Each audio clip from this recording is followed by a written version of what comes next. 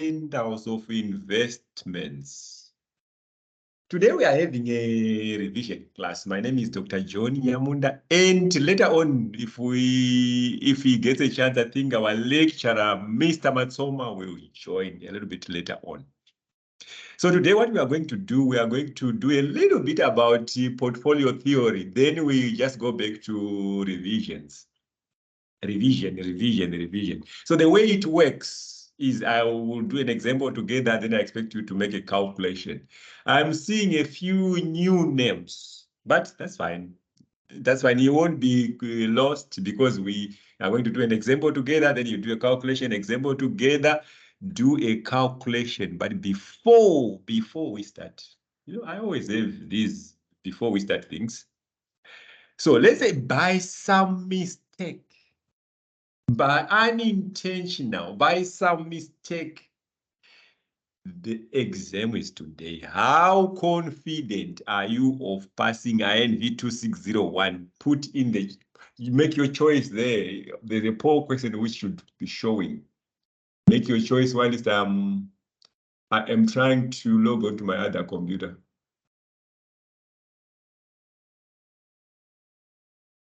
Make your choice.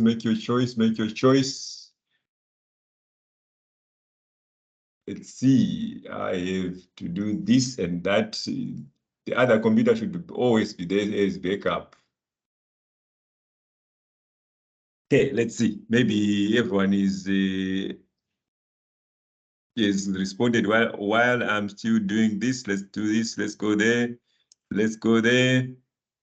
Done. Let's go there. Okay. 2, 4, we have 18 people. Let's see. So 18 people, 7 responses, 8, 9, 10. Okay, let's wait for a few more seconds. A few more seconds. How confident are you of passing if the exam by some mistake was today? Make your choice. Put it in the chat or make your choice in the poll there, which comes in front of you.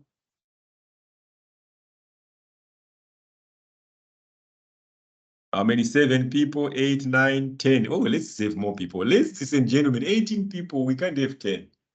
We can have 10, but 10 is too low. If we are struggling to just make a choice on there, what if when we ask for a calculation? Ladies and gentlemen, let's warm ourselves up.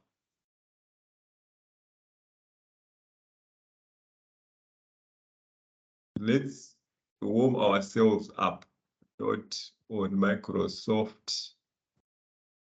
.co.za.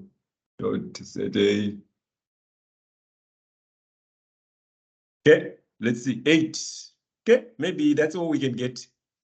11 people. Ladies and gentlemen, let's see. 4 said somewhat confident. I am worried about D, extremely not confident. 2, okay, let's see. 3, 4. Ladies and gentlemen, the exam is approaching. We need to be at least somewhat confident. We need to be at least somewhat confident, I think. We need to be at least some. We can say that. Okay, but you still have a few days. So this is our last division in the class. So that next week we have more time to actually do all the things you asked. Because if we do revision, sometimes we'll end up revising what you already know. But before I forget, I will just tell you what I always tell you. There's always a video on whatever concept you're struggling with. There's always a video which I have done. For all the difficult concepts in this module, there's always a video, and that video is posted on my UNISA. Okay. You might have an excuse of not looking at the video to say, I don't like the way he speaks, but you won't have an excuse of not to say, there is no material. Material is there, there's a video, there's your module, all those things to try and make it possible for you to pass. Let's get distinctions, ladies and gentlemen. What else are you going to do if you don't get a distinction? So let's start with the easy things. Easy things, easy, ladies and gentlemen. We are trying to calculate what we call a portfolio weighted return. So we have these 2 portfolios. Where's my pointer? Let's look at a pointer. Pointer is here. You can see there. So we have portfolio A and B. So portfolio A is these 2 columns, the 3rd and the 4th column. Portfolio B is the 5th and 6th column. Is the fourth and fifth column. I think it's the fourth, yes, fourth, and so that's portfolio B. So calculate weighted return. All we are doing to calculating a weighted return is a warm-up question. If you struggle with it, I shouldn't say that because some people might struggle with a warm-up question, and that will be that they will feel terrible about themselves, which is not right. So to calculate weighted return, you say 0.5, which is this 15%. 15% is the same as 0.5. Some of you are saying, okay, but some of you are saying, wow, I didn't know that. 0.5 times 10, which is there, plus 0.59 times 8, which is there, 0.22, which is 22%, 0.22 and 22%, 0.22 times 5, which is there, 0.04, 4% is 0.04 times 7, which gives you 7.6%. No stars for guessing. Your job is to calculate weighted return for B, which is this fourth and fifth column. Weighted return for B. And when you finish, don't be shy, post it in the chat.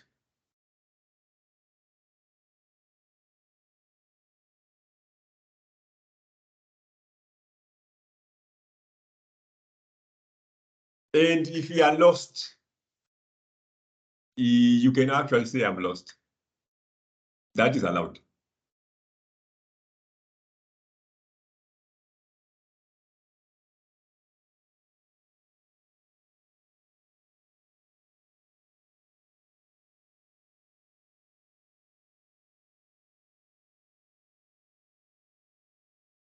If you don't say I'm lost, then I'm expecting an answer in the chat.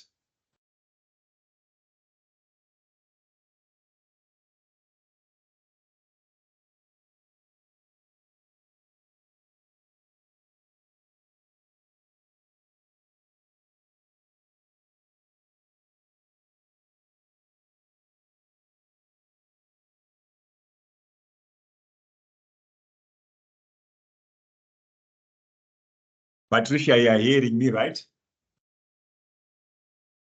Yes, I can hear you, Professor. Okay, good. That's good. That's good. That's good. Because sometimes I might be thinking I'm making sense, meanwhile, nobody can hear me. Okay. Precious is put her claim on the ground.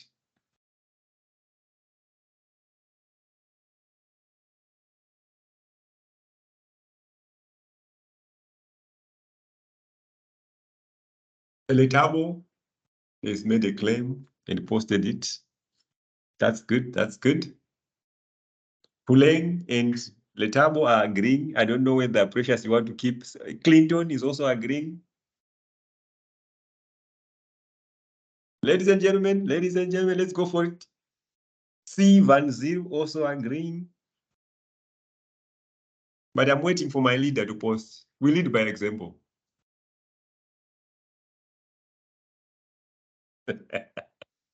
He lead by example. That's what I believe works. So we are waiting for an example from our leader.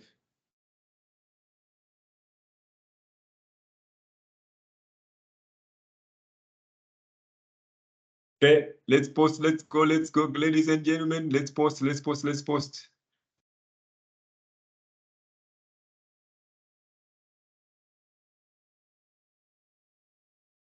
And if you are a little bit unsure, a little bit post. Either way you post the answer or you post where you are unsure. Because the next thing is I'm going to show you the answer. Let's see how many people have posted before we move on. 24 people in total. 1, 2, 3, 4, 5, 6, 7, 8. Oh, ladies and gentlemen, 8 out of 24. Ooh, it will be a fail mark. It won't be even a sub mark. It will be even the actual fail. Repeat.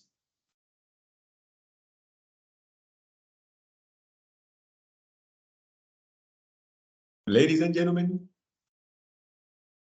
going once, I'm giving you 30 more seconds.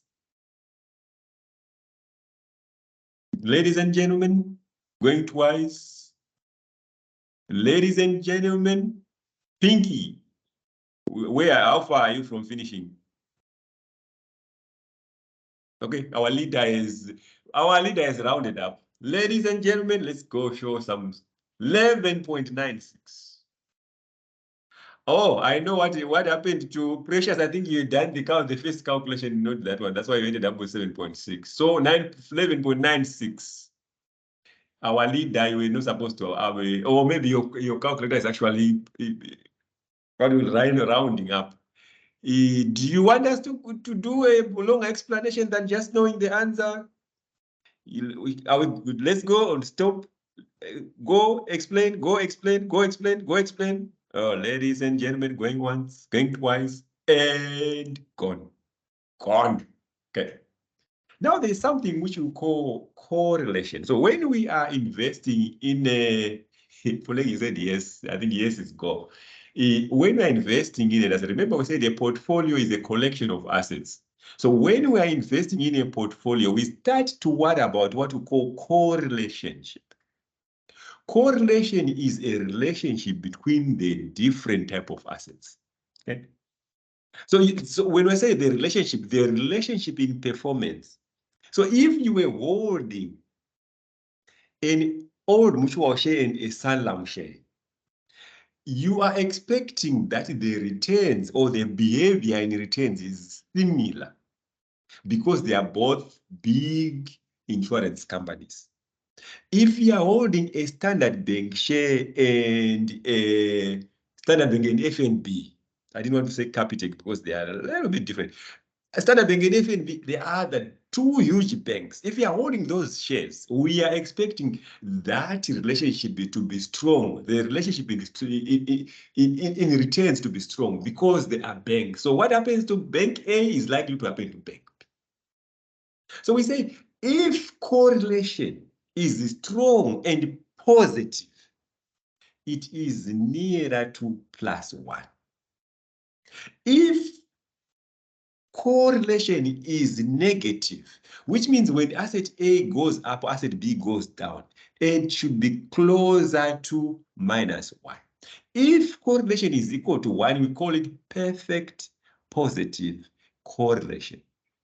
Where it's -1, perfect negative correlation. So the closer the number to -1, the stronger the negative correlation. The closer the number is to +1, the okay, you know what I mean. You know what I mean. So graphically, then it is positive correlation. So if we look at asset A and asset B, if we look at asset A in this first blocky, asset A and asset B, you can see when asset A is 2.5, asset B is 2.5. When asset A is 10, asset B is about 10. This is perfect positive correlation. Negative correlation, when asset C is 10, you can see somewhere here, your asset B is 2.5. When your asset C return is 2.5, your asset D is about maybe 9, somewhere there. This is perfect negative correlation. No correlation, it goes all over the place. There's no relationship. There's no discernible relationship between asset E and asset F. Okay, that's the theory. Your question, ladies and gentlemen. To reduce risk, you invest in dash, dash, dash, dash. So your job is to say, what is the dash, dash, dash? Is it assets with positive correlation, assets with negative correlation, assets with no correlation? Let me see if I can help you by putting A, B, and C there. Let me see. Well, that's slide number 7, so that you don't have to type too many things. We spend time to, okay, so A, B, or C. A, B, or C, and put in the chat.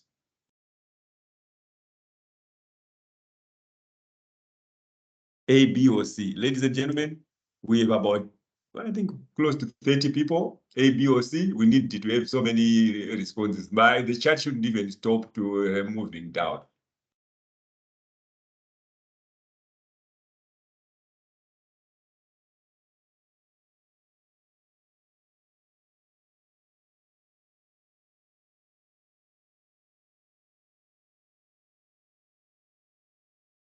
A, B, or C. The chat shouldn't stop moving down. Okay, let's go, ladies and gentlemen. Let's go. Because before we start, let's do the easy things, lazy things. A, B, or C. A, B, or C. A, B, or C. Let's go, let's go, let's go, let's go.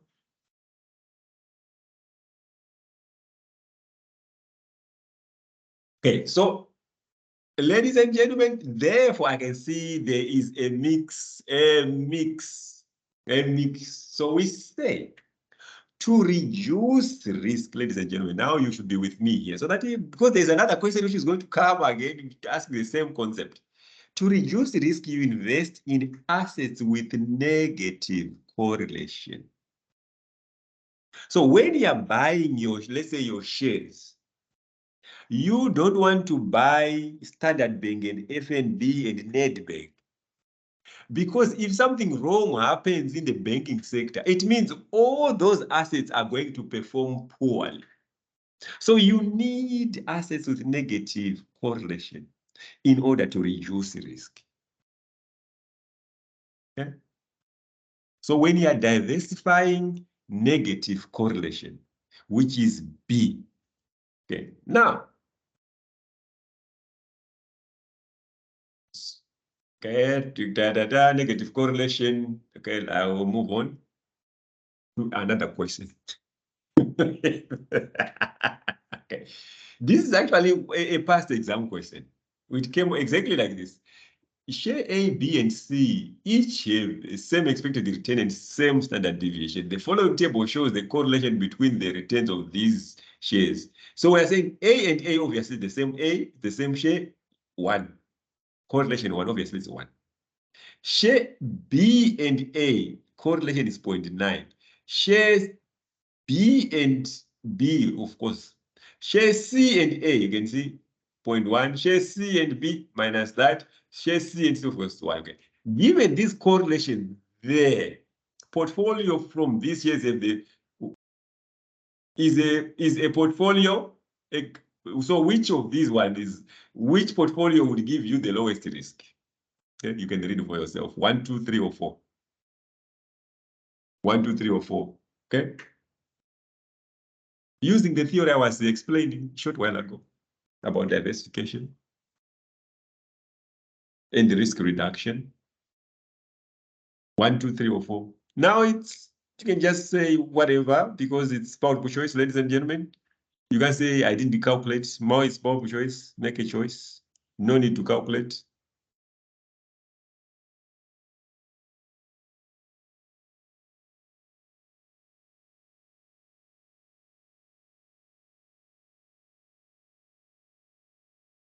Lerato. Let's see. Lerato is Lerato. Is Lerato in here? Because she sent me an email a short while ago. Let's see. Lerato, are you here? Yeah, Lerato is here. Mehlape. Let's see this. Mehlape.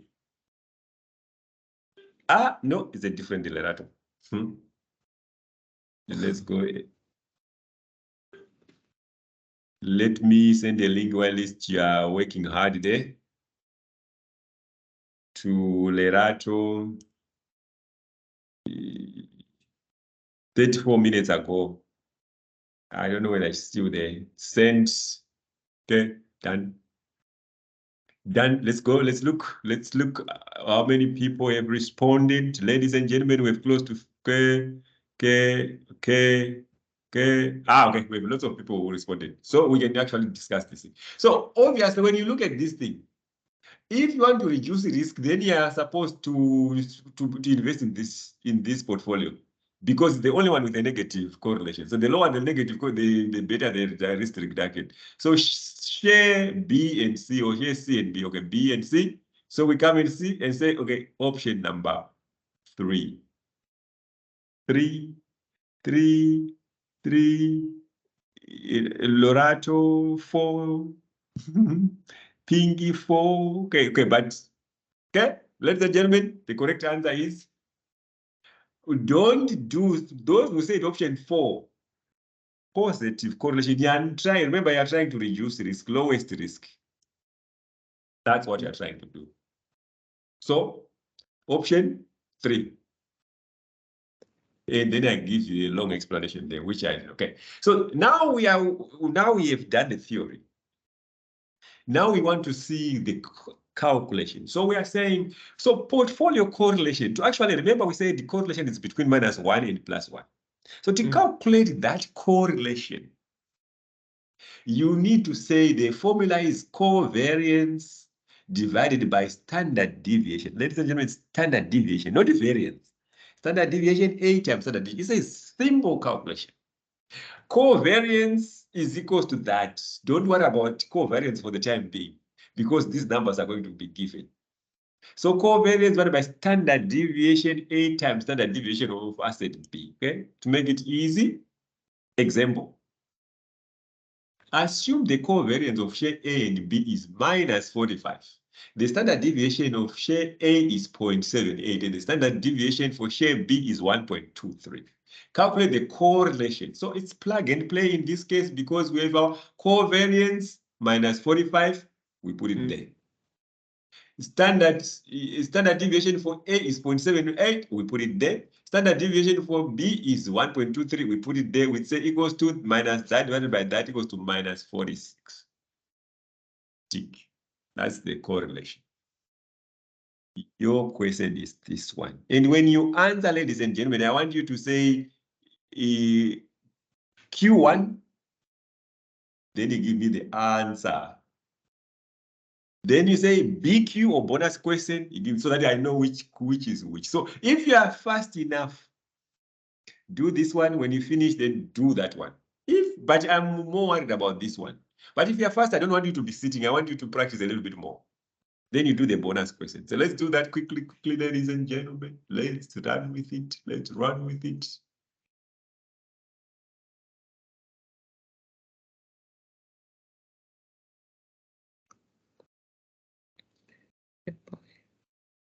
Okay, let's mute someone.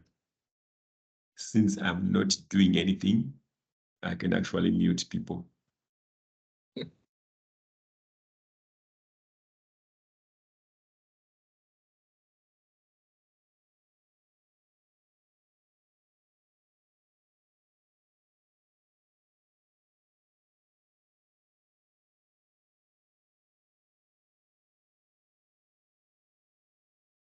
Let's go for it. Let's go for it. Let's go for it. Calculation. Okay, let me just neaten it so that I'm not just sitting here doing nothing. It's slide number 12.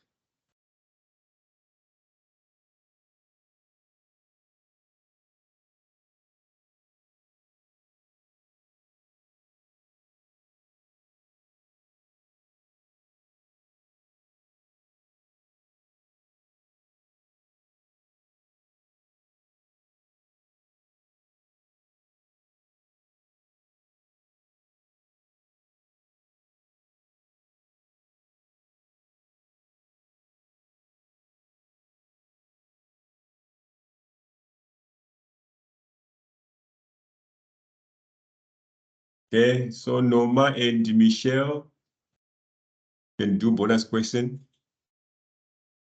Free to do bonus question. But be careful, ladies and gentlemen. Remember our formula. Be careful. Covariance is equals to standard deviation A and standard deviation B.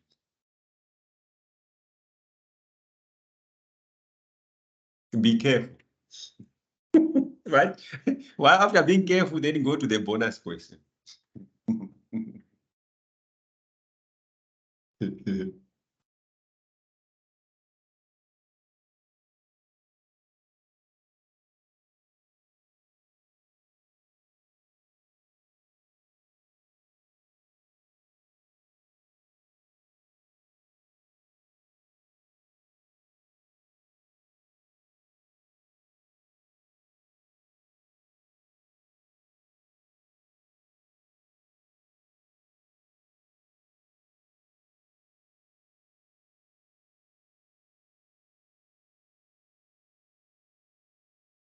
Okay.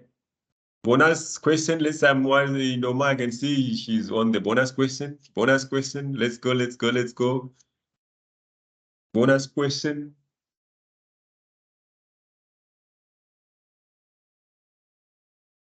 I can see Clinton Q1 0.18.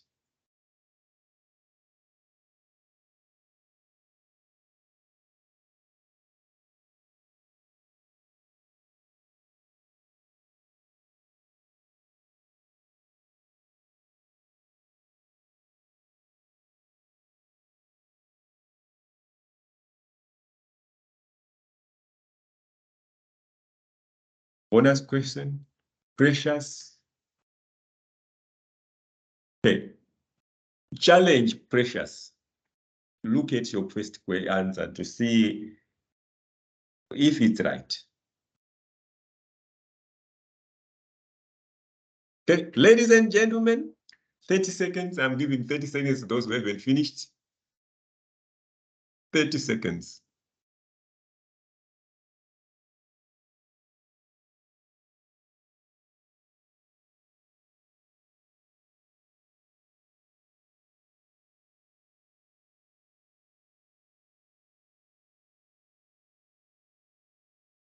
Okay, 30 seconds is up, ladies and gentlemen. Ladies and gentlemen, the answer was actually a trick to question number 1.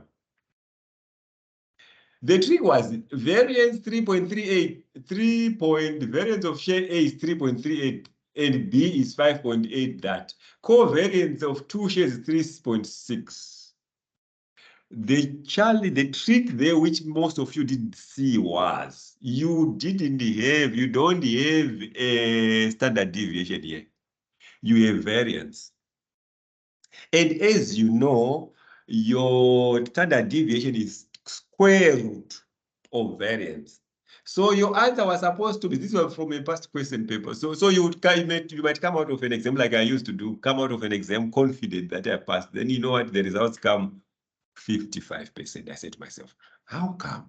Okay, so the trick was you're supposed to say 3.6 divided by standard equals square root of 3856, square root of 5864, which gives you that, which gives you that. So the correct option was that. But for those who did the bonus question, most of you got it right because this was a straightforward question. Anyone who wants a longer explanation, I'm happy with the explanation I gave, but if you want a longer explanation, anyone? Anyone for longer explanation? Okay, going once, going twice, we are gone. Gone. Okay. So we're talking about correlation. So remember we said correlation is equals to covariance. And for the past 2 questions, we actually given the past 3 questions, we're given the covariance. But the covariance is also a measure of risk. It measures to say, what is the variance of the 2 items, two assets combined? The formula for that is equals to summation times return A minus expected return times return B minus expected return. That doesn't make sense till we do a question. Okay. So we have an analyst makes the following estimate. So he said, okay, let's see. I don't like things which look a little bit disorganized like that one, because we need a tab to position things so that it's clear. I don't want people to not see what I'm trying to do because of my carelessness. Okay, so scenario 1, probability 50%, return I is 30%, return J is 20%. Scenario 2, probability is 50%. Probability for scenario 2, return I 10%, return J. So we are saying based on the above table, the covariance between the rate of return of I, and so we are saying, what is the covariance of these two? So easy, we are saying, remember our formula, summation. So how do we apply it? So remember summation, we are saying 0.5 times 0.3. So sorry. Like my mind went somewhere for a second. Remember I said summation times return minus expected return, this KI. So we need to find expected return for I and expected return for J. That's the first step. First step, because we don't have expected return anywhere here. So to find expected return, ladies and gentlemen, it's from your study unit 1. Expected return for I would be 0.5 times 3 plus this is for I. So probability times that, which gives you 0.5 times 3 plus 0.5 times 10, 20%. So expected return for I is 20%, yeah. Expected return for J is equals to 0.5 times 20, 0.5 times minus 10. So expected return for J is 5%. Okay. I'm hoping you know how to calculate expected return. That's all I'm doing there.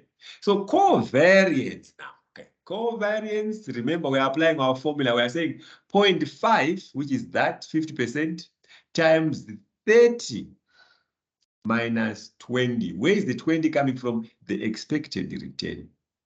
Times 20. This one minus 5. Where is the 5 coming from? Is coming from this expected return. Plus 0.5 times 10 minus 20. Do you remember 20 expected return? 10 is there. Times minus 10 minus 5, which is equals to 1.5%, which is equals to that. I'll try to go over it again. I hope it will make a little bit more sense. I'm confused myself. Okay. Going over it again, we have two scenarios and we have a combination. We have a combination of asset A and asset, okay, asset I and asset J. So return for asset I is 30% in scenario 1. Is return for asset I in scenario 2 is 10%. So with the return for asset J is 20% in scenario 1, 10%. But we have a 50% chance of scenario 1, 50% chance of scenario 2. So to find the covariance, we are going to say, we use this formula called summation P. So we are P being probability times return I minus expected. Okay, something fell. Minus expected return. So that's the formula. So, but the problem is we don't have this expected return. So the first step is to find the expected return. For those who already understand, ladies and gentlemen, you can go and do the calculation. I'm just in case someone didn't understand. So the first step is to find the expected return. So expected return, ladies and gentlemen, you know that is equals to probability times return. So we say probability times return plus probability times return, which is 0.5 times 30 plus 0.5 times 30. So 0.5, remember, is 50%. We get 20. Expected return for J, because we need this expected return.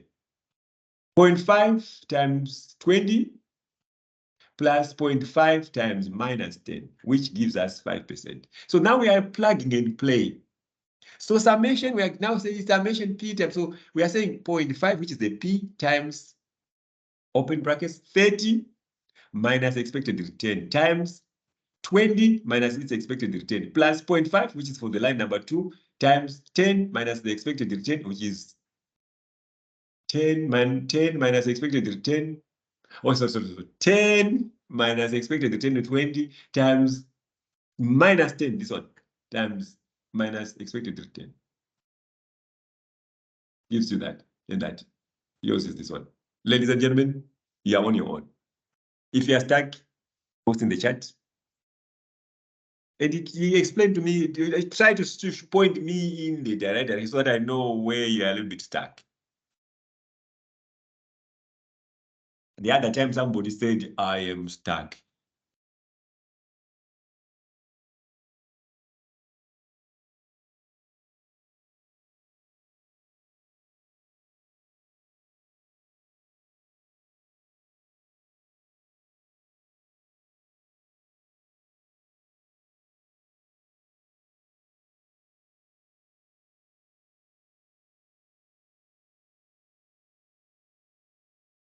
Let's go for it. Let's go for it. Let's go for it.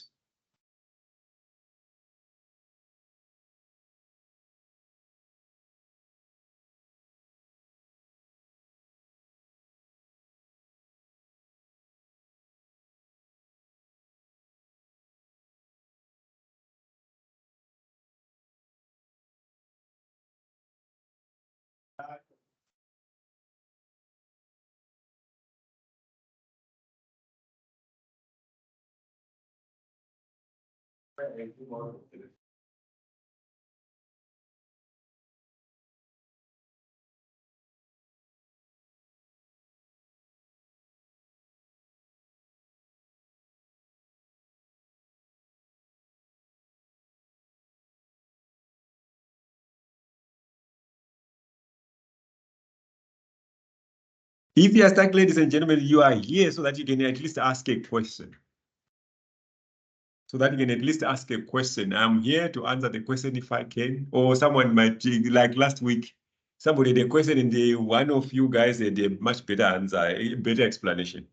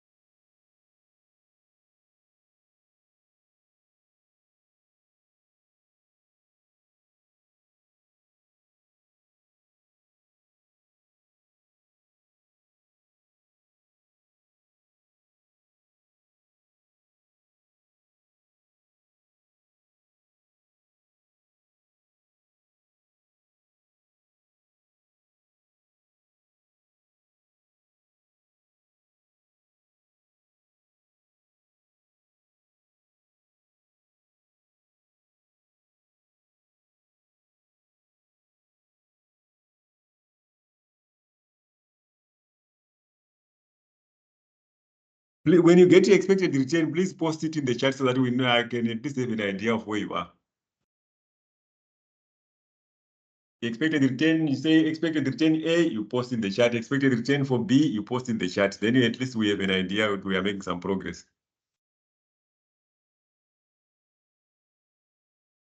So Precious, you can post your expected. I can see your expected return there. You're working out.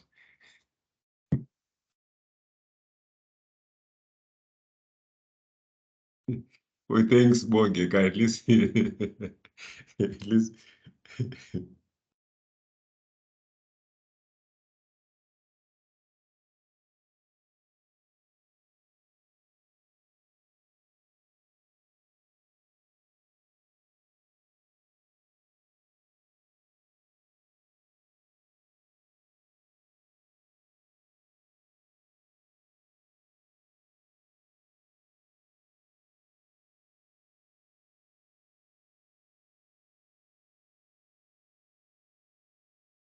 Okay, now if you have an expected return, now let's go for the answer.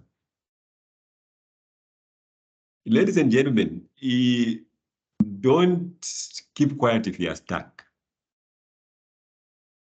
I had this experience the other week where I, by mistake, was in a chat. I found myself in a student chat group, not for this module, for another module. Somebody was saying, that lecturer put me off. It's fine to get put off. It's perfectly normal. But it's better if you are put off or if you are stuck when you say something in the air so that we can do something. Yes, Clinton. Yeah, can you explain to me the in terms of the in the previous example, the covariance IJ, when you manipulate that formula, yeah, that 0.5. So this 0.5 is the probability there. You are seeing that? Okay. Yeah. Times, we will see return I and minus there. So return I is that 30 minus expected return this one. Yeah, together. Yes. Times return J is 20 minus expected return this one, 5. We are together there. Yeah. So the issue about the summation is just plus now. So we are now saying plus the line number 2, 0.5 times same story 10 because one line number 2 minus expected return there close bracket times minus 10 that times Yeah. not minus 5, not my times, minus 5%. Yeah. That's what gives you that. Thank you. Okay, cool.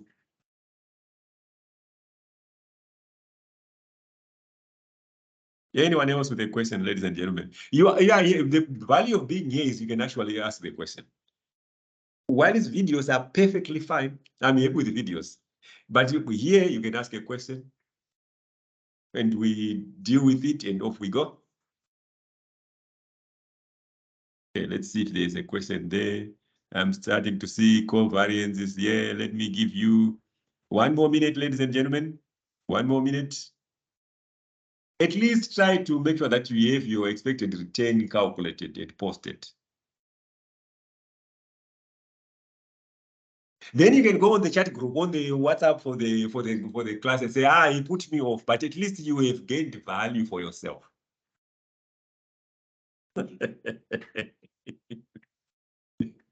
I don't have that childish expectation that everyone will like me or will like my style. That's a childish expectation. But my expectation is when you come, try to at least extract value for yourself.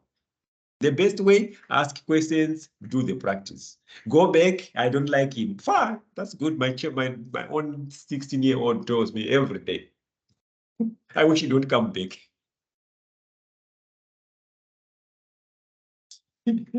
She's a girl, so I can't say, you're in my house. He can even go now. No, you can't say that to a girl.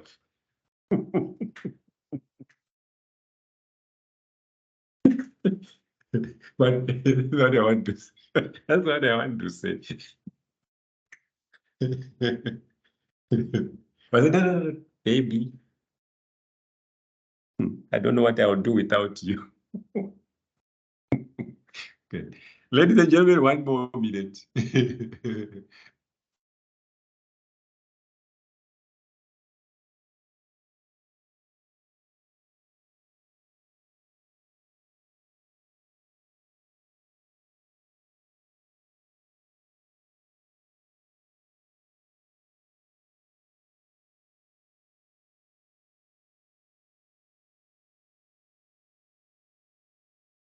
Yes, Precious.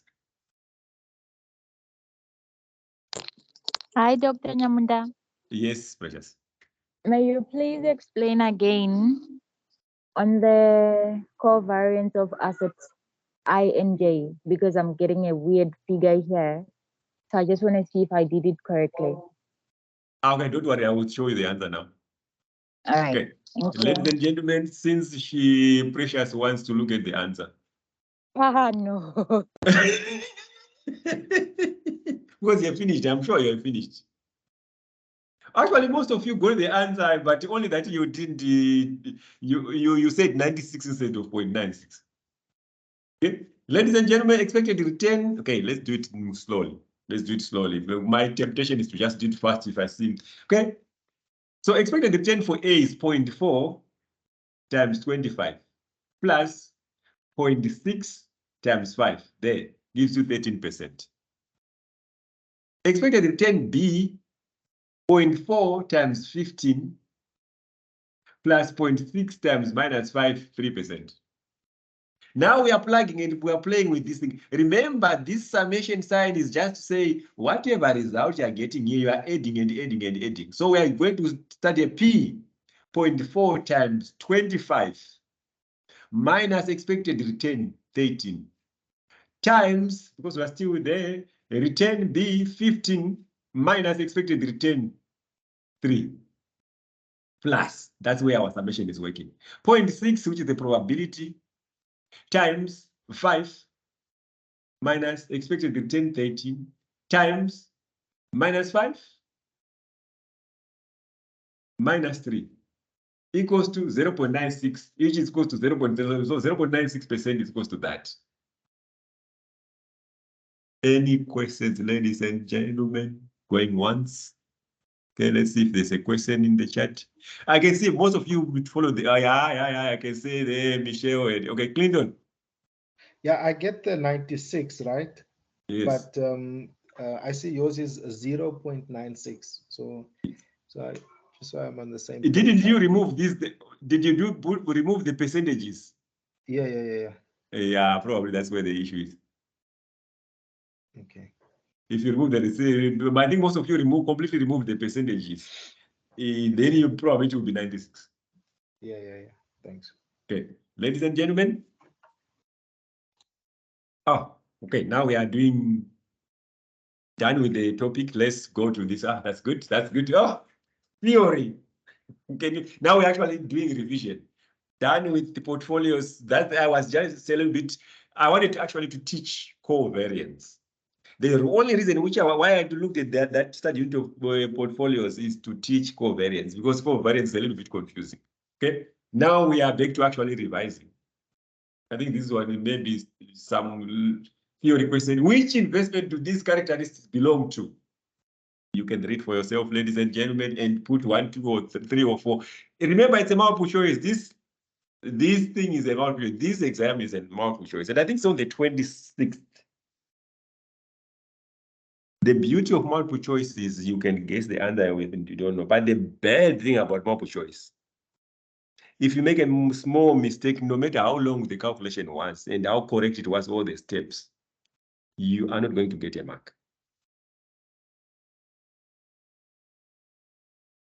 And last Saturday, we were talking about formula. Remember, there's no formula sheet in the exam. So you need to have the formulas in your head.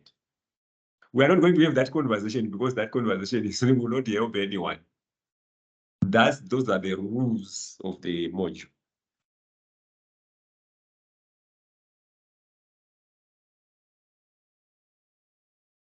Ladies and gentlemen, put your answer in the chat, read, and then you make a choice here. This time it's theory, so post anything.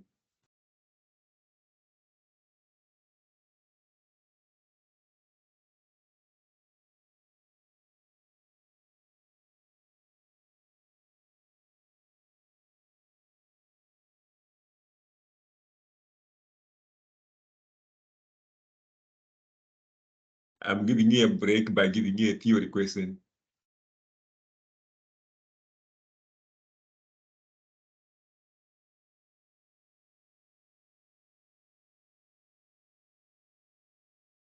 Smoleke made a choice. Israel made a choice. Let's go for it, ladies and gentlemen. Ladies and gentlemen. If you don't want to read too much, if you're tired of reading, you remember that foolproof method. My mother told me to choose this one. Then you just say 4.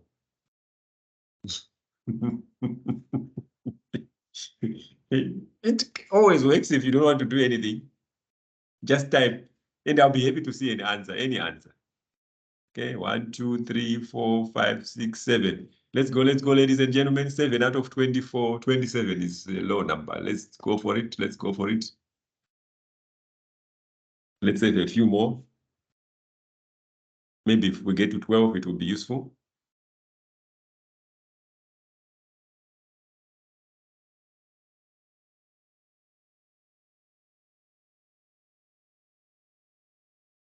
Make your choice, make your choice, make your choice, ladies and gentlemen. This is the theory question. My feet are freezing. Okay, I have a solution for that.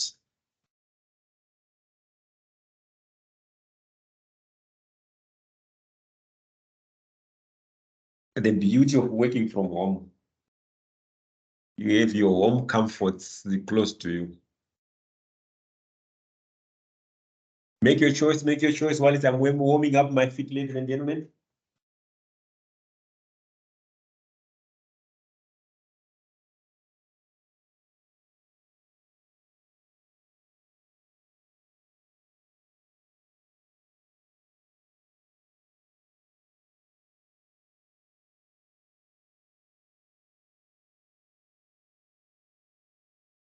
Okay, my feet are getting warm, so let's move. Ah, you are too clever, ladies and gentlemen. You are too clever. All of you chose 2. Okay, which investment does these characteristics? It is illiquid, thus may not be able to redeem at any time. Yes. There is usually a lock-in period. There is a private pool of investments that is limited to partners. It is managed by a general partner who earns fees based only on investment. Okay, so hedge funds. I won't labor the point. Now, I am asking for your attention, ladies and gentlemen. This is a question which we have, which sometimes confuses people. So, this one, you are going to get it. All of you are going to get it if you give me your attention. An investment costs 13,530 at the beginning of the period. At the end, after 5 years, it is worth 18,345. Calculate the annual holding period yield on this investment. There was a query on my UNISA about this, and I gave a long explanation or whatever explanation I gave. But this time you're going to get it for yourself. So this is the holding period return story. So step one for this question, remember we want to find holding period yield. Remember holding period yield is equals to holding period return minus 1. So the first step is to find holding period return for the entire period. Holding period return is equals to end value, this one, over beginning value, 13,530. Easy. 1.3559. Okay, so how do we annualize? How do we find the holding period return for 1 year? We simply say 1.35, this is the answer, to the power of 1 over 5. Okay. To make it easy for you, because some calculators don't have this over thing easily. You say we say 1 over 5, which is 0.20. So you say 1.3559 to the power of 0.20 gives you 1.0628. Remember, holding period yield is holding period return minus 1. So here, that's what we are doing. 1.068, then you get 0.0628, then you get times 100 gives you that. Okay, ladies and gentlemen, use this one.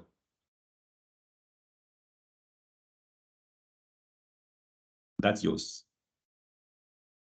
If you are unclear about the step, because I was having a long conversation with someone on email. Oh, I love those conversations where they're saying, no, but no, but this is missing, no, you're wrong here. I love those conversations because it grows both the student and the lecturer. In other words, it grows you, it grows me.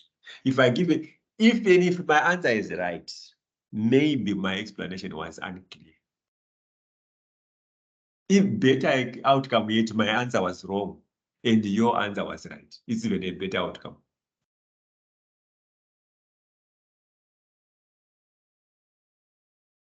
So I use here an elaborate approach, but you can just do a quick calculation. Here we can just say n value the 1.9 to the power of the open brackets 1 over 5. You give that minus 1, get there. So some of you must get it very quickly.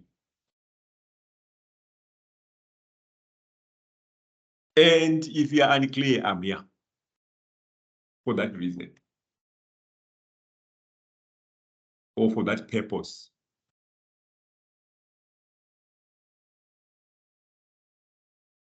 Our leader.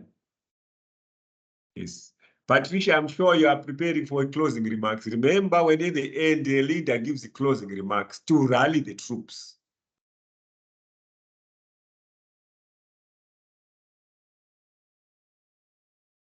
Some words of encouragement.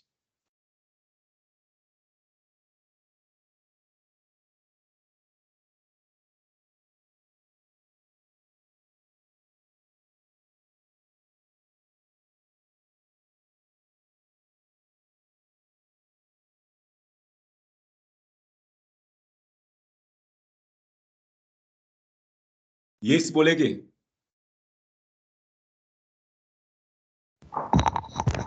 Morning, Dr. Nyamunda. I just want to find out the 1.5 when we're converting the annual HPR, where do we get the 1 from? And I'm assuming that the 5 we got it from the 5 years. Yes, the 1 is to say because the annual is for 1 year. So we're saying on average, each 1 year. Because we're saying, remember, we're looking for annual holding period. So we want to see on average, what are we getting? So it's 1 year over 5. Oh, okay. Thank you.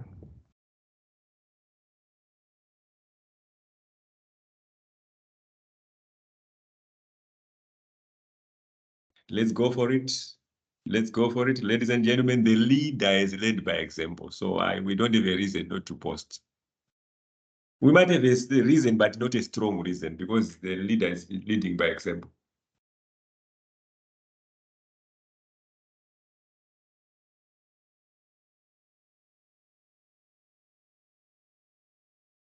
I have a question, Doctor. What Yes. when do we round off to the nearest two 4 decimal decimal places? places. 4 decimal Yeah. places. So I see at first is 4 decimal places, and then the final answer is only 2 decimal places. So in the question paper, will it say round off to the nearest 10th So or to the nearest? no, it will not say that, but you should know 4 decimal places. But usually you will get an answer like this as an option. But Okay. what we won't test is to say we won't give you 6.28, 6.27566. No, we won't do that. Because what we're actually testing is to say, do you know the concept? But 4 decimal places for accuracy, you should always round off the final step 4 decimal places and then look. But remember, fundamentally, we're not testing your rounding skills, but you round off 4 decimal places to improve the accuracy. Okay. Okay, ladies and gentlemen, 1, 2, 3, 4, 5, 6, 7. Oh, let's have more people. Angelina Sekotsa, where is your answer? I don't see your answer there. Are you stuck or anything? Talk to me.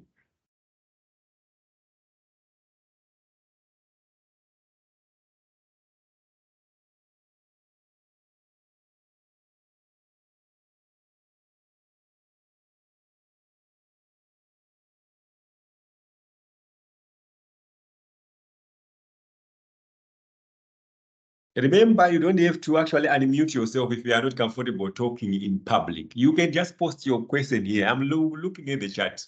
2 places, 2 computers looking at the same chat.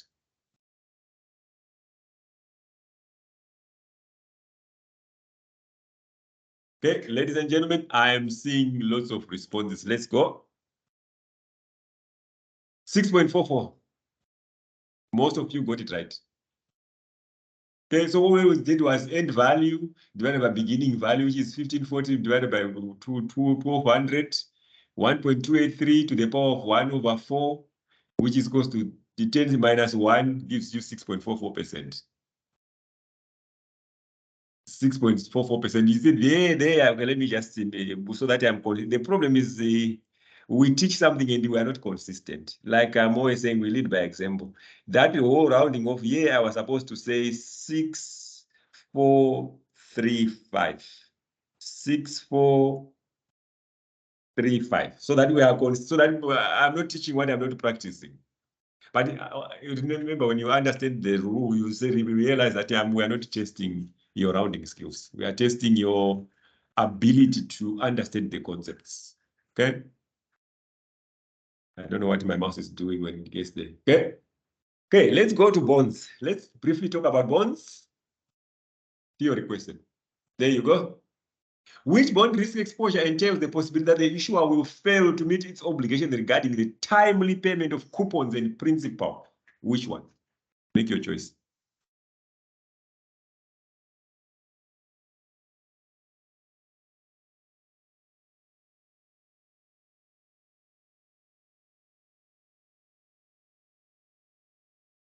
Make your choice, ladies and gentlemen. Make your choice. Make your choice. How many people have made a choice? 1, 2, 3, 4, 5, 6, 7, 8, 9. Let's go, let's go. 10, 11. Let's go, let's 12, 13. Let's go, let's go, let's go, let's go, let's go, let's go. Let's go. 1 more, 2 more. 2 more. I think so. I think we can proceed. Ladies and gentlemen, the answer is default risk. Tick. Tick, big tick. Okay? Now we did the theory question. So what? Let's do the calculation. So bond valuation, this is an easy bond question. Calculate the value of a bond whose annual coupon is 10%, matures in 3 years at a face value of 1,000, and the yield to maturity is 8%. So we are saying, what is its value? We are saying our future value, FV, is 1,000. PMT, 10% of 1,000 is 100. And because it matures in 3 years, 3, yield to maturity 8%. Then you say, calculate the present value on your financial calculator. Then you get that 1051. And in brackets, I just say premium so that I can tell you a bit of theory.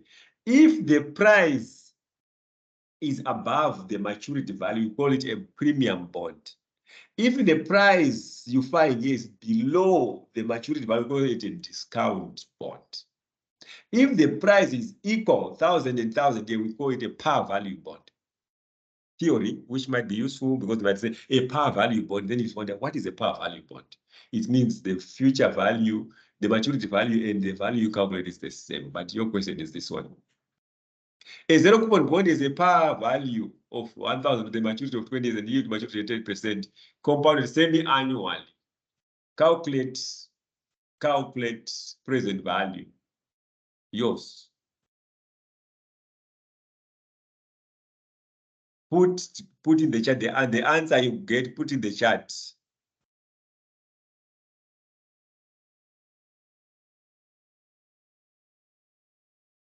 Let's go for it. Let's go for it. Let's go for it. Let's go for it. These are like bond warm-up questions.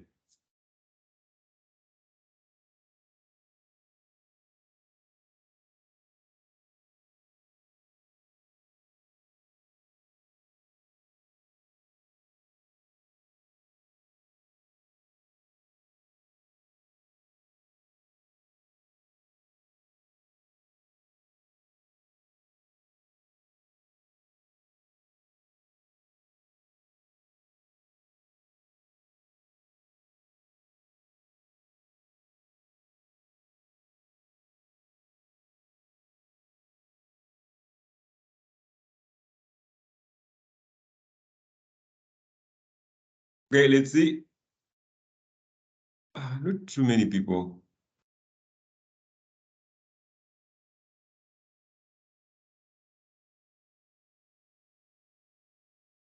People are tired. It looks like people are tired. Okay. What time is it? It's 34. Okay. I have so many slides. We will not be able to finish all the, but I will share this as all the slides I had, but we won't be able to finish the slides. But I'm keen to get to slide number 40. Okay. So, ladies and gentlemen, but not just go by myself. I'm keen.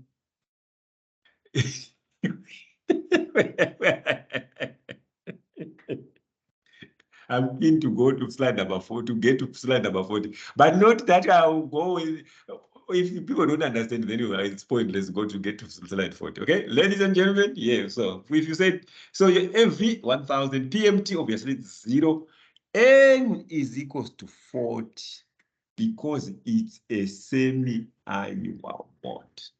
So it's 20 times 2, which gives you 40.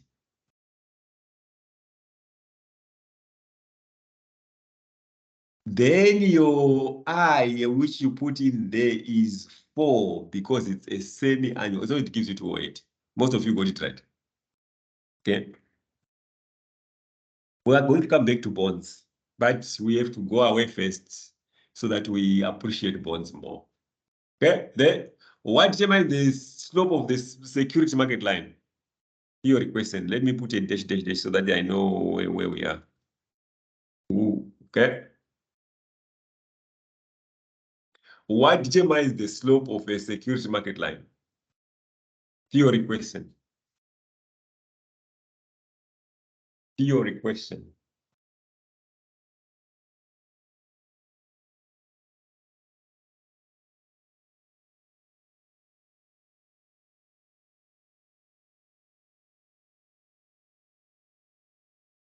So we try to do theory, a bit of theory, and then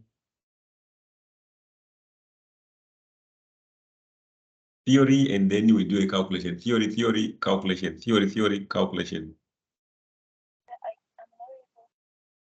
Okay, let's see if we can mute some peeps. Oh, okay, peeps are now muted. Let's see how many people have responded. 1, 2, 3, 4, 5, 6, 7. Oh, ladies and gentlemen, I are getting tired. I can see people are getting tired. Theory question. This is a short theory question.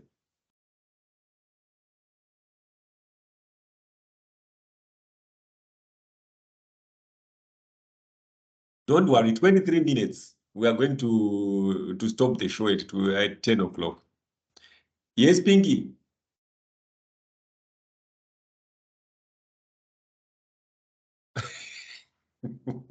The show is going to stop at 10 o'clock. We are getting tired.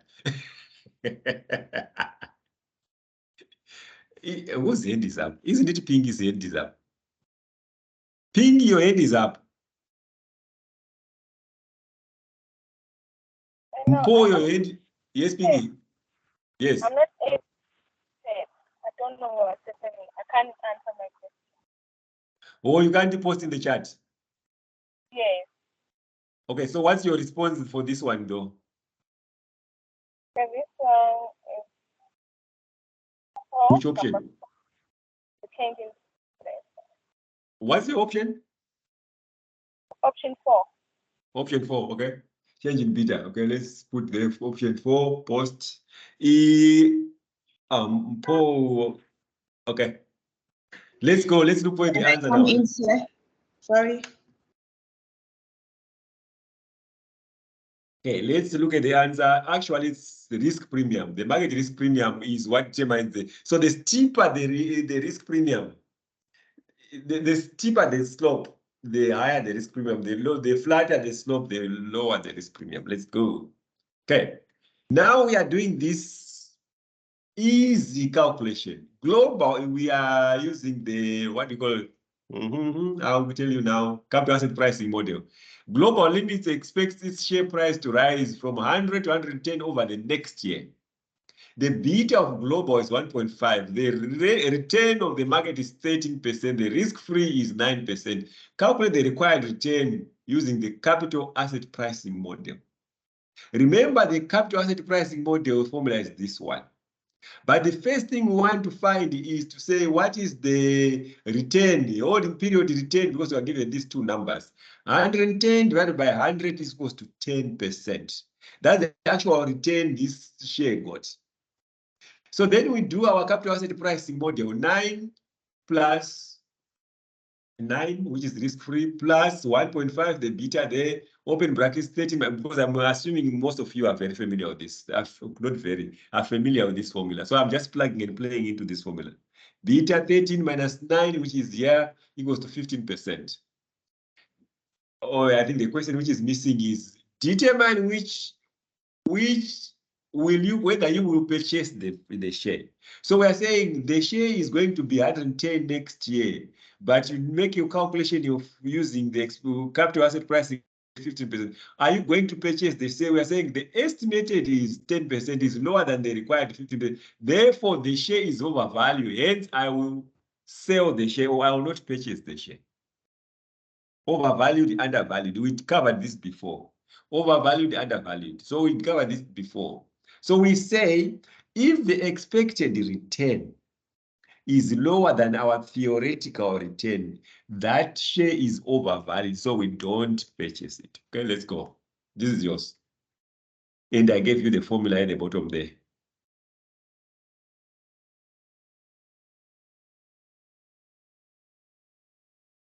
I gave you the formula at the bottom. This one is yours.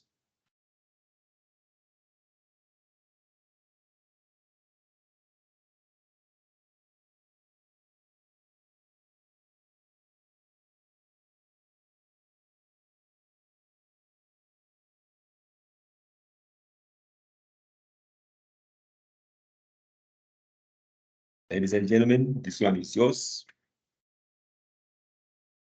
This is a plug, the easy part, plug and play, but then you have to make a choice. Is it undervalued or overvalued?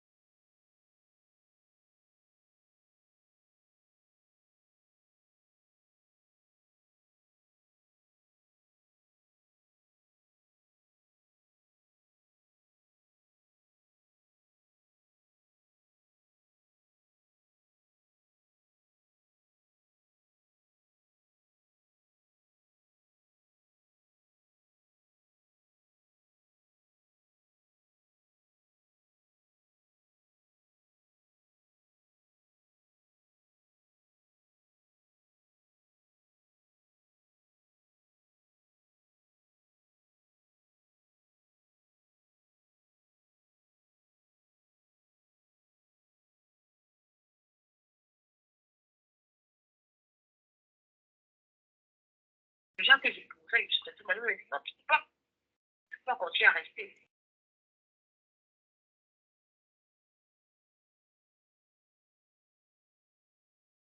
Patricia, we are losing. People are reducing. The number of people is reducing.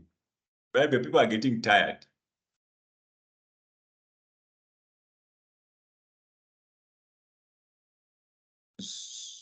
But we are only left with 17 minutes, ladies and gentlemen. So hang in there.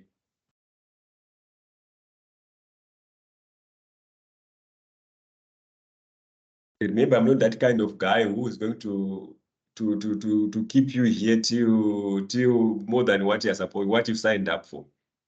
So about 10 o'clock, we are going to stop the recording and we are going to, about 5 to, we are going to listen to Patricia's closing remarks. 10 o'clock, we should be done. If you are not done, we're just talking about other things.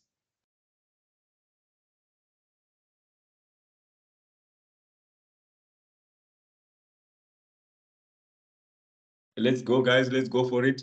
Estimated rate of return is 14%, risk-free 8%, beta 1.3, market 10%. So you specify expected return using the capital asset pricing model formula I gave you. Then you say, is it overvalued or undervalued? This is our last lecture, ladies and gentlemen, so that you get enough time to prepare.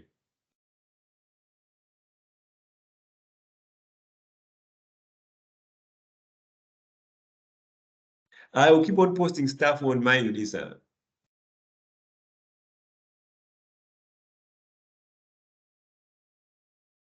Remember, ladies and gentlemen, all the difficult stuff in this module, there is a video for it on my Unisa under the right chapter.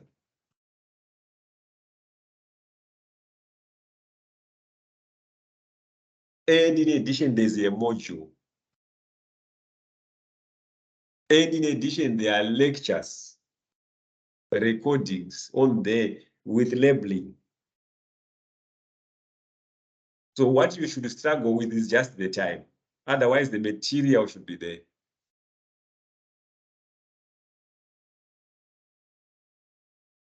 Okay, Ishmael, I will explain just now. Okay, let's move. So, ladies and gentlemen, first thing we are applying, we are just plugging and playing is 8, which is the risk-free, plus 1.3, which is the beta here. 10 minus 8. See, I'm leaving percentages because I'm just saying it's obvious. It's obvious. So 8 plus 2.6, 10.6. Okay, now comes the real question. So my required return is 10.6, which is lower than the estimated of the 14. So we say 14 minus 10.6 gives you 3.4. Ishmael's question is, overvalued or undervalued? So we say, because when we do the calculation, remember when we are using intrinsic value calculation, we are trying to find the value which we can use the estimates which we have. We see it's 10.6%. So I'll be happy with 10.6%. But actually in the market, it is expected to give me 14%. So it is undervalued by 3.4%. I want to give you the theory of undervalued, overvalued. Okay, I'm trying to resist the temptation to say, remember when you are investing, when we are saying undervalued, we are saying you see a share which is trading at below value. The market. Okay, look, let's forget shares. For a moment, let's forget shares. You are in the market for a car. You know that the value of my favorite car these days, that Toyota Urban Cruiser, yes, Urban Cruiser. You know, it's selling a Toyota, the brand new Urban Cruiser, I think it's about 290,000. Small SUV, but I like that. Tiny one, it's beautiful. 290,000. So you are walking around in the market and you go to a dealership. And same one, 2023 Urban Cruiser, 0 mileage on the clock, it's selling at 250. So we say it's undervalued because if I was to go anywhere else, if I was to go to Toyota, it was going to sell me at 285. Now I got a deal for 250. Undervalued. So in this case, I did my calculation and I found 10.6. But actually in the market, it's giving 14% undervalued. Therefore, I need to invest in this share. Okay, theory. Okay, we are left with a few minutes. Which of the following orders is most useful for short sellers? Let's do this and then we will do one more question and then we are done, ladies and gentlemen. Make a choice, quick choice, quick choice, quick choice, ladies and gentlemen.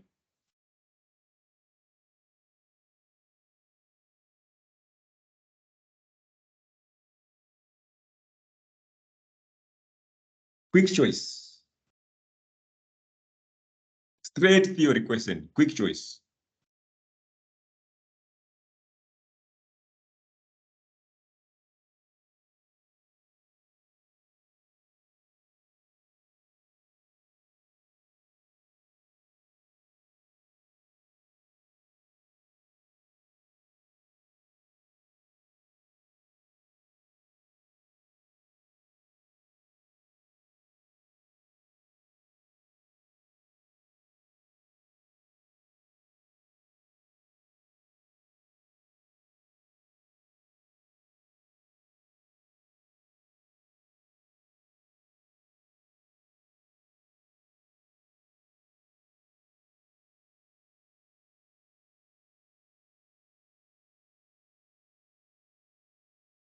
Okay, ladies and gentlemen, if we look at the answer 3, which of the following is not most useful for short sellers who want to limit their potential losses? Remember, they want to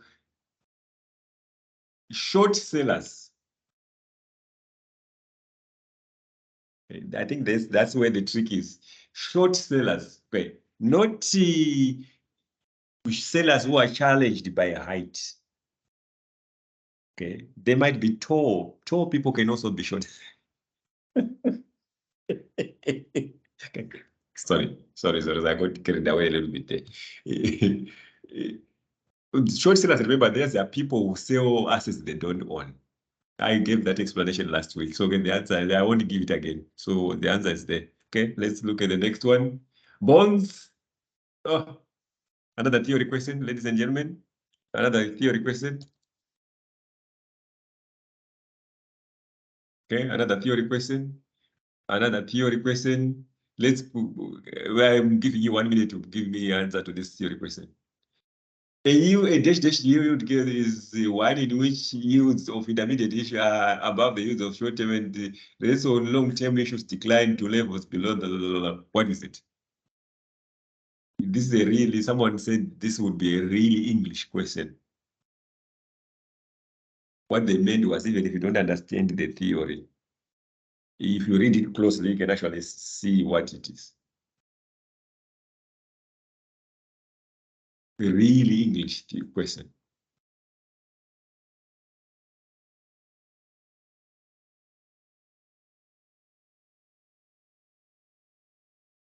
That's the challenge with multiple choice. Sometimes you want to ask a theoretical question, you end up asking an English question. Okay, ladies and gentlemen, if you see true, it's for option 4. Okay, the last thing we're going to do is bond convexity. We did something similar before. Ladies and gentlemen, okay, at least there's a different question. So bond convexity, ladies and gentlemen, I won't tell you the theory. If you go to, when we did bonds, one of the recordings, I go to town about the theory. I always enjoy talking theory, which doesn't help anyone. But it makes me happy when I go to bed and sleep. Okay? A 15-year, 10% semi-annual bond with a par value of 1,000 is priced at yield to maturity of 11%. The yield changed by 150 basis points. Remember, when a yield changes by 150 basis points, it's changed by 1.5%. So it's 150 divided by 100, 1.5%. Calculate the convexity of the bond. First step, if we see the word convexity and calculate, you draw a table like this. The table is really straightforward. Here, the first column is to sample. Remember, we're trying to find the maturity value, or the market value, or the PV. So what is the PV if the yield reduces, which is the V minus? What is the PV based on the current yield? What is the PV if the yield increases? So our N here, we say 30 because it's a 15-year semi-annual. Semi-annual gives us a sign. 15 times 2 because it pays twice a year. 30, 30, 30. Our I might be a little bit confusing because we are told that the yield to maturity is 11%. It's a semi-annual 11%, so we say 11% semi-annual is 5.5. Easy, that one. How do we get that? So we say yield changed by 150 basis points, which means it changed by 1.5%. 11 plus 1.5 is equals to 12.5 divided by 2, 6.25. If yield is reduced by 150 basis points, we're saying 11 minus 1.5 is equals to 9 point something, something, something. 9.5. Divided by 2, 4.75. So once we have that, our PMT is 50, obviously, because it's 10% of 1,000, it's 100 divided by 2, 50, 50, 50. 100, 1,000, 1,000, that's the future value. So if we put all these numbers in our calculators, we'll find these answers. And then we have all we need for our formula here. So V minus, we have it here, 1039. V plus, we have it here, 832. Minus 2V naught. 2V naught, 2V naught is 927. Divided by 2V times change in yield. So we say 2 times 927 times 0.01. Why 0.015? Remember 1.525, not 52. Okay, let me do this thing. The power of my slide refuses to have a small thing there. 39 to the power of there. Oh, that's better. That's more accurate. To the power of 2. Then you get 41, which is okay. Okay, yours is this one. 1 minute to, not 1 minute. Yeah, you can calculate it. You can spend a little bit of time calculating it because at 55, remember closing remarks. But try this one. Try this one. Try that one.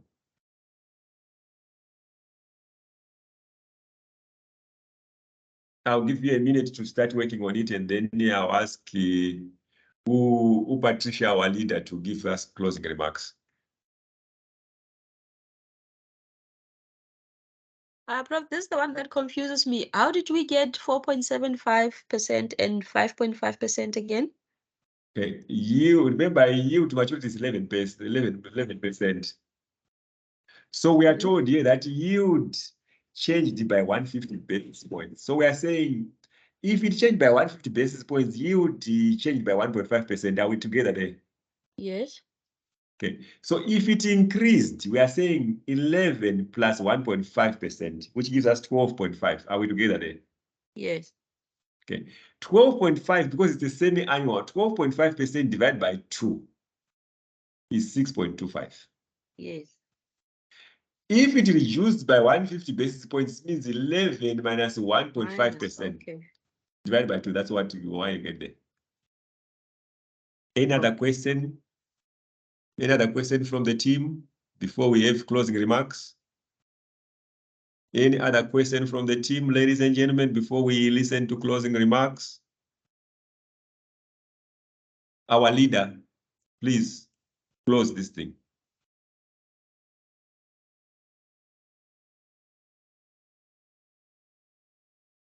Patricia, you are forgetting you're the leader. Seems like my unmute button doesn't want to work. Yeah, okay, but let's close. Our leader is closing, ladies and gentlemen. Okay, no, I just want to say thank you very much, Prof, for all the revision that you've given us. And I'd like to ask all our fellow students to go and revise. So all this information is very helpful. And now I'm understanding much more than when I started. I just wish that all the other modules were like this one, where we have so much support from our professor, and I appreciate it. And let's do our best. I think if we keep going back to these slides and the videos, we will understand much better than when we first started. Thank you very much. So good luck for your exam, and let's all do our best.